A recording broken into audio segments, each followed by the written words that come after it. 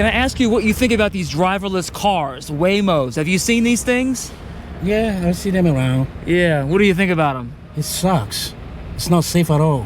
Are you worried about, impact on your business, your livelihood? Of course. Yeah. Of course, I'm going to be out of business. Waymo has already conquered Austin, San Francisco, even Miami.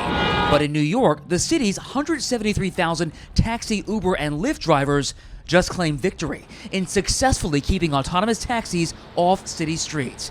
But for how long? The political battle is only just beginning. You may have seen these white, sensor-covered Jaguar SUVs circulating around parts of Manhattan and Brooklyn in recent months. But look closely and you'll see there is a human driver behind the wheel. This was part of a testing phase, and that test is now over after it expired at the end of March. Now it's time for New York City to evaluate the testing that occurred. I spoke with Sarah Kaufman, director of the NYU Rudin Center for Transportation. She's also a former commissioner on the city's Taxi and Limousine Commission. Is this a step back for autonomous vehicles, or was this expected? This was expected. The terms of the testing period were already extended once. This was the natural end of the agreed upon period.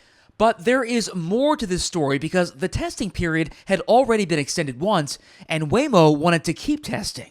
In February, Governor Kathy Hochul abandoned her previous support. The New York Times reporting it all has to do with politics, citing three sources who said, quote, the governor is seeking support for her auto insurance reforms from labor unions that detest driverless cars. Controversy has followed Waymo in every market it has entered. I tested one out in Miami earlier this year where I used an app to unlock the car. Unlock. And watched as the steering wheel steered itself, despite a brief hiccup when trying to drop us off in a desolate area. We just updated our drop-off because you can kind of see we're in this, industrial area. The experience was relatively smooth. Now, right now, Waymo is fully operational in Atlanta, Austin, Phoenix, LA, and San Francisco, where on occasion they've made headlines for the wrong reasons. Waymo making headlines just last week when one of the autonomous cars drove through an active police scene in Los Angeles. Nothing is happening.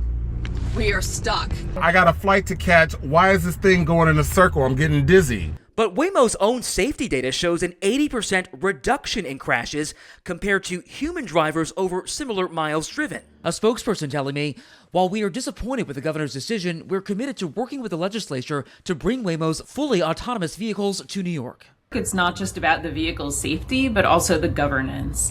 And if we were to introduce autonomous vehicles, it's not just adding more vehicles or more congestion, it's also considering what happens to the 173,000 licensed drivers in New York City who drive taxis and Ubers and Lyfts.